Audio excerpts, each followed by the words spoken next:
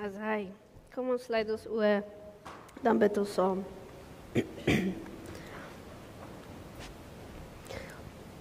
Dierbare Here, help ons om ons oë op U te rig, want U is die beliggaaming van goddelike liefde. U is die uitdrukking van hierdie oneindige medelee. U is goedheid, U is deernis, U is skoonheid, U is vergifnis en U is genade. U is die lig in die duisternis, die lamp op die staaner, die huis op die heuwel.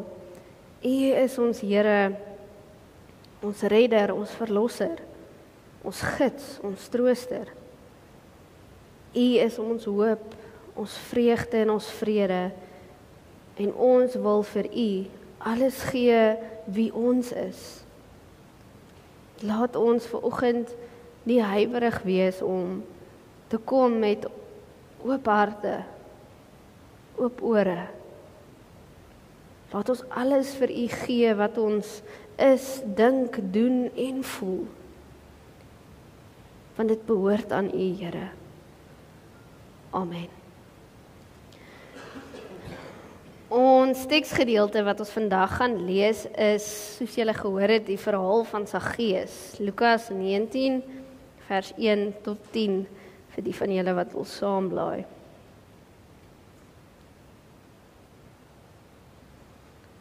As hy is almal daar. Ek hoor daarom nie meer blaadjies vroetel nie, so dit klink my so. OK. Kom ons lees saam. Jesus het Jerigo binne gegaan en deur die stad gestap. En kyk, daar was 'n man met die naam Saggeus. Hy was 'n hooftollenaar en 'n ryk man. Hy het probeer om te sien wie Jesus is, maar weens die skare kon hy nie, omdat hy kort was. Hy hardloop toe vooruit en klim in 'n wilde vyeboom om te sien, of om Jesus te sien, want hy sou daar verbygaan. Toe Jesus by die plek kom, kyk hy op en hy sê vir hom, Saggeus, maak gou en klim af, want ek moet vandag in jou huis oorbly. Saggeus het toe haastig afgeklim en Jesus met blydskap in sy huis ontvang. Almal wat dit gesien het, het gemor en gesê, hy gaan by 'n sondige man tuis. Maar Saggeus het gaan staan en vir die Here gesê, kyk, Here, ek gee die helfte van my besittings aan die armes. En wat ek van iemand iets afgepers het, gee ek dit 4voudig terug. Jesus het vir hom gesê, vandag het daar verlossing in hierdie huis gekom, want ook hy is 'n seun van Abraham. Die seun van die mens het gekom, om diegene wat verlore is, te soek en te verlos. Net tot sover. Ek wil vanoggend ietsie anders probeer. Iets anders as net die tradisionele preek. So ek hoop julle is oop vir dit, en ek hoop julle is oop vir wat die Here ook al in julle wil vanoggend doen. Ek wil hierdie verhaal vir julle voorlees. Ja, verhaal van Saggeus is eintlik so 'n bekende verhaal wat ons al van kindertyd af hoor. En oor ons gewoonlik 'n verhaal so goed ken, lees jy dit minder, en as jy dit lees, mis jy soms eintlik dinge wat bedoel was om gehoor te word. So, 'n predikant van Wellington, François Maritz, het die volgende geskryf, en ek gaan dit vir julle voorlees. En dit gaan die preek wees. Ok, ek sal natuurlik na die tyd net ietsie sê. Ek sal nou nie gaan sonder om nie 'n klein preekie te doen nie. Net hou Piet die kerkraad my op die vinger. Maar ek wil hê jy moet terugsit. En op 'n manier 'n toeskouer vanoggend wees op hierdie humoristiese toneeltjie wat eintlik in die strate van Jerigo afspeel. So wat ook al jy moet doen nou vanoggend om hierdie verhaal te ontvang, of dit nou is dat jy nou gaan sit en jou oë toemaak, of dit nou is dat jy nou gou gaan regskuif en jou voete neersit, jy weet, bietjie meer regop sit, wat ook al jy nou moet doen om hierdie te ontvang, doen dit gou. Ok, julle doen niks. Goed. OK, hier gaan ons. 'n Kort mensie hardloop met korrige treetjies die straat af tot by die groot wilde vyeboom. Daar sukkel hy uit asem om die naaste tak by te kom. As hy na 'n paar keer so spring uiteindelik die tak beet kry, trek hy homself in hierdie boom op. Haastig klouter hy na die sterkste tak aan die straat se kant. Blaas, blaas, stoot hy die dun takke en blare weg, sodat hy 'n goeie deel van die straat kan sien. Hoor hy die stemme van 'n groep mense wat aankom in sy rigting. Hy het al 'n end terug saam met hierdie klomp mense langs die straat probeer kyk hoe die Jesus lyk van wie daar so baie praatjies in die stad in die omloop is. Hulle het juis vertel dat Jesus sopas weer 'n blinde man net hier buite die stad gesond gemaak het, sodat hy weer kan sien. Van die wat dit sien gebeur het, kan nou nog nie ophou om daaroor te praat en God te prys nie. Al die verhale het hom laat besluit om self te sien hoe hierdie Jesus lyk en wat hy te sê het. Maar tussen hierdie mense gaan hy egter niks kan sien nie. Die langer mense is so ongeskik en het almekaar voor hom ingeskuif. Hy het ook weer aangevoel dat baie hom doelbewus probeer weghou van 'n goeie uitsig. Hy ken hierdie vyandigheid van hierdie gemeenskap maar al te goed. Gelukkig het hy onthou van hierdie boom verder af in die straat en daarom sit hy nou hier. Opgewonde wag hierdie kort mannetjie met hierdie mooi naam van Saggeus wat beteken onskuldig en skoon, dat hierdie optog nou moet naderkom. Gelukkig kan hy goed sien sonder om self gesien te word. Die meeste mense sal ook so na Jesus loop en kyk en met mekaar stry om beter te kan sien, dat min hom sal eintlik raak sien. Eintlik voel hy maar bewus daarvan dat juis hy wat hoof is van die tollenaars en in alles eintlik 'n ryk en gesiene persoon, dat hy nou hier in hierdie boom moet sit. Hy kon maklik sy mense gestuur het en Jesus na sy huis genooi het, maar die vooroordele in hierdie gemeenskap teen hom as hooftollenaar en ryk man is so erg, dat hy dit maar liewer nie probeer het nie. Hy kon ook nie seker weet of Jesus na hom toe sal kom nie. Wat 'n verleentheid sou dit nie gewees het, as Jesus sy uitnodiging van die hand gewys het nie. Maar wag, hier is hulle nou. Ja, hy kan Jesus mooi sien, wonderlik. Jesus gaan staan mooi reg oor hom, fantasties, perfek. Dit kon nie beter nie, vasgenaal staar hy na Jesus. En dan kyk Jesus na hom. Hy noem Saggeus op die naam en beveel hom om gou af te kom, want ek moet vandag in jou huis tuis gaan. Saggeus snak na sy asem. Hy kan nie glo wat hy hoor nie. Hy is buite homself van blydskap. Hy kan nie vinnig genoeg uit die boom kom om Jesus na sy huis toe te neem nie. Terwyl hy en Jesus op pad is na sy huis, volg hierdie skare al protesterend en skellend. Hy gaan by 'n sondige man tuis. Hulle neem Jesus erg kwaadlik dat hy by hierdie gehate mens aan huis gaan. Is hy nie dan 'n profeet wat moet weet met wie hy te doen het nie? Wanneer Saggeus egter met Jesus instap in hierdie ryksman huis met al die diersame en weeldredige meubels en besittings, word Saggeus skielik bewus van sy skuld en beperkte waarde van al hierdie besittings. Dis asof sy lewe 'n volledige omkeer maak. Wat vir hom absoluut waarde het, dinge wat hy met al sy krag en met enige metode nagejaag het, lyk nou hier in Jesus se teenwoordigheid skielik waardeloos en laat homself eintlik skuldig voel. En tog sê Jesus nie 'n woord nie. Maar sy teenwoordigheid laat Saggeus alles in 'n ander lig sien. En terwyl die mense nogal buite raas en lelik skree, staan Saggeus op om te praat.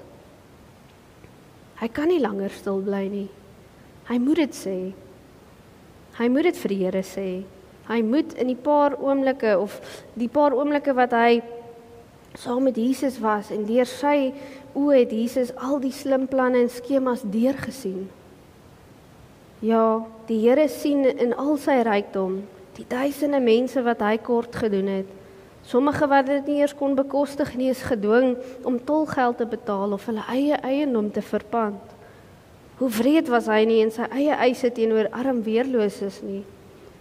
Waar dit hom voorheen nooit gepla het om dit te hoor nie, hoor hy nou sommer weer al daardie mense se gesoebat om hulle tog tegemoet te kom. Ja, hy wat die naam skoon en onskuldig dra, voel vuil en skuldig. Ja, skielik brand dit in sy gewete dat Jesus hom daar by die boom op die naam geroep het. Jesus was tog nie sarkasties toe hy hom so genoem het nie. Nou waarom plaas sy naam hom dan nou ewe skielik? En dan, ek kan nie voor die Here nie ook nie voor hierdie mense nie. Al hierdie goed, eens op 'n tyd sy trots en begeerte, nou soveel beskuldigende vingers. Skielik word hierdie huis met al die geriewe en beskerming waar hy kon terugtrek van die verneinige kyke en hatige woorde, word dit nou 'n huis van 'n benoude en bedreigende vasgekeerdheid. Dit word in hom 'n oorweldigende gewete wat soos vuur in sy binneste brand. Dit is sy uur van waarheid. Hy moet sy sake vandag regstel.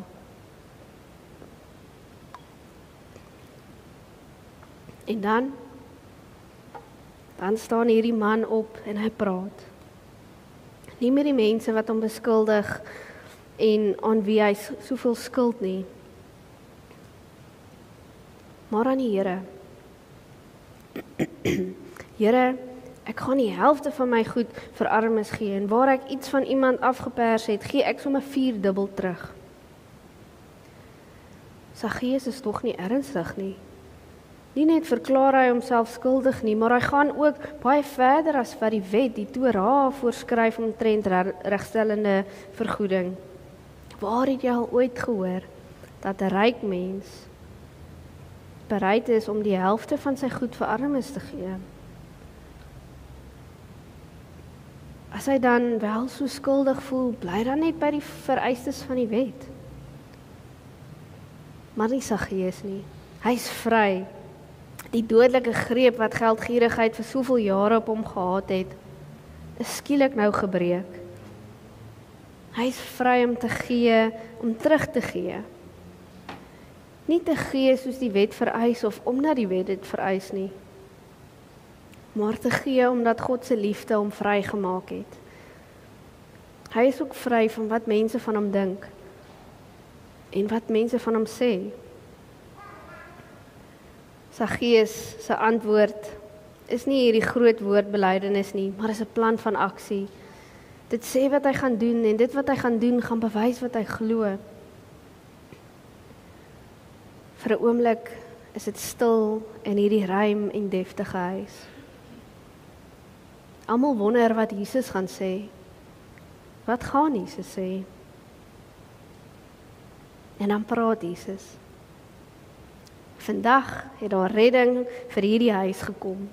Ook hierdie man is 'n kind van Abraham. Vandag, van hierdie oomblik af, is hierdie huishouding ingesluit in God se reddende liefde. Nou is Saggeus se naam nie meer 'n aanklag teen hom nie, maar dit beskryf nou sy nuwe toestand. Hy is nou in waarheid onskuldig en skoon. Hy is 'n kind van Abraham, want hy is deel van die gemeenskap van mense wat die geloof uitleef. En wat 'n aangrypende verhaal is dit nie, maar dit eindig nie hier nie.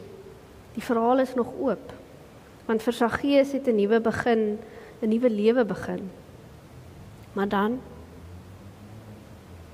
praat Jesus weer.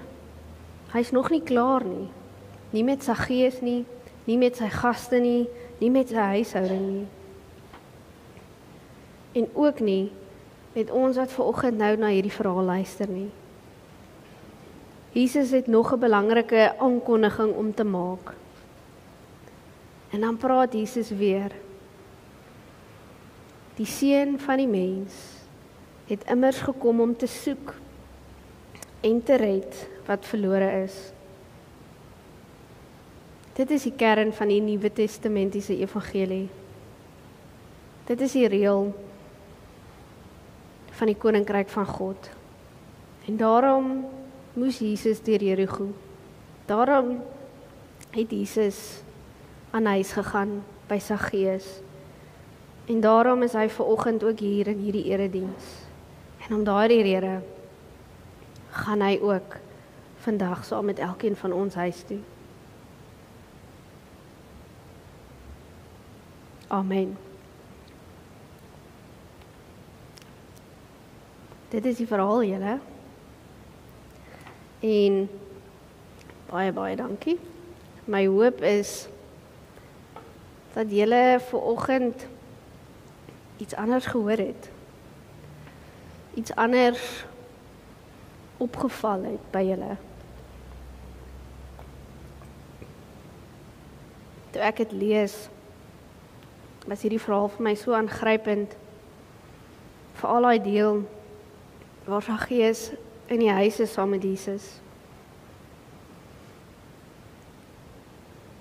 En daar word al sy besittings eintlik ewe skielik nutteloos. Waardeloos. Maar wat hierdie verhaal vir ons kom wys is dat hierdie uitnodiging vir my en vir jou om anders te kyk. Nie net na 'n bekende verhaal nie, maar om anders te kyk na die karakter. Want vir my is hier eintlik 3 stelle oë in hierdie storie. Ons het Saggeus se oë, die skare se oë en dan Jesus se oë. En elkeen kyk anders, elkeen sien iets anders raak. Aan die begin kyk Saggeus met gierige oë. Hy is hooftollenaar. Iemand wat sy eie mense uitgebuit het. Hy het meer geld ingesamel as wat hy moes. Hy het na mense gekyk as 'n wins. Hy het nie na mense gekyk as mens nie. Maar toe kom Jesus en iets aan Jesus laat hom toe anders kyk. Hy hoor hierdie storie van 'n blinde man wat nou kan sien en op 'n manier is daar eintlik 'n behoefte binne in sy gees dat hy ook weer kan sien. Saggeus wat wegkruip in daai boom, half skaam, half hoopvol, sê eintlik vir ons, dit beeld eintlik vir ons iemand wat soekend kyk. Hy wil sien maar nie gesien word nie. En tog daardie honger om net 'n kykie na Jesus te kry, wys vir ons iets van Saggeus se hart. Saggeus wil anders kyk. En hierdie verhaal wat ek vanoggend gelees het, was juist sodat ons 'n unieke perspektief moet kry op Saggeus. En daar in die teenwoordigheid van God, in die teenwoordigheid van Jesus in sy huis, raak sy besittings waardeloos.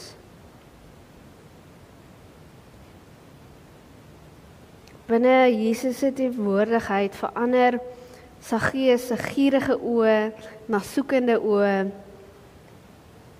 na oë wat kyk met genade. En dan hoor ons die skare. Hulle kyk ook, maar hulle kyk met hierdie oordelende oë.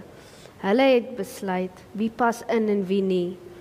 Hulle kyk met hierdie selfregverdigheid van ons verdien om raak gesien te word, nie Saggeus nie. En toe Jesus vir Saggeus roep en sê ek gaan by jou tuis, was hierdie mense kwaad. Want genade wat so wyd kyk, genade wat die onmoontlike raak sien, ruk gewoonlik mense wat dink hulle is binne wanneer ander buite is. Hulle het na Saggeus gekyk en sy verlede gesien, maar Jesus het na Saggeus gekyk en het sy moontlikheid gesien. En dan het ons Jesus se oë. Jesus het opgekyk na Saggeus en die Griekse woord wat daardie kyk beskryf 'n intense kyk. Jesus het nie net na Saggeus gekyk en geregistreer, okay, Saggeus sit in 'n boom nie. Die Griekse woord sê Jesus se kyk het deurgedring. Dit was 'n intense kyk. En is daardie intense kyk wat die blinde man laat sien het. Is daardie intense kyk wat Saggeus laat sien het. Nie met fisiese oë nie, maar met die oë van die hart. En ek wil hê julle moet hoor hier. Jesus kyk nie verby nie. Hy kyk in. Hy kyk deur ons blare van verskonings en maskers wat ons opsit. Hy kyk deur die reputasies wat ons vir onsself opbou.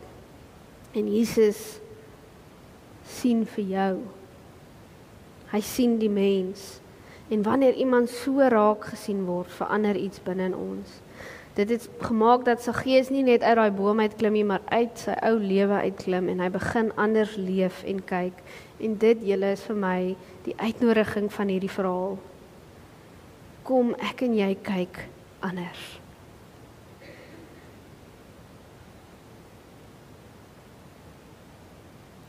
En mag ons ook soos Saggeus oop wees dat die Here jou kom verander. Mag ons oop wees dat die Here jou laat anders kyk. Mag ons dan nou, soos ek vir die kinders gesê het, met soort van Jesus oë kyk. Met 'n Jesus bril. Dat ons nie kyk met oordeel nie, maar mense sal raak sien. En mag jy vanoggend hierdie woorde hoor, wat vir jou kom sê, ek moet vandag by jou tuis gaan. Ek moet vandag by jou tuis gaan. Want Jesus sien jou. Hy kyk steeds vir jou en hy sien wat ander mense mis en hy sê vir jou, ek moet vandag by jou tuis gaan. So wat is jou antwoord? As jy hoor Jesus sê dit vir jou. Is jy reg om anders te kyk?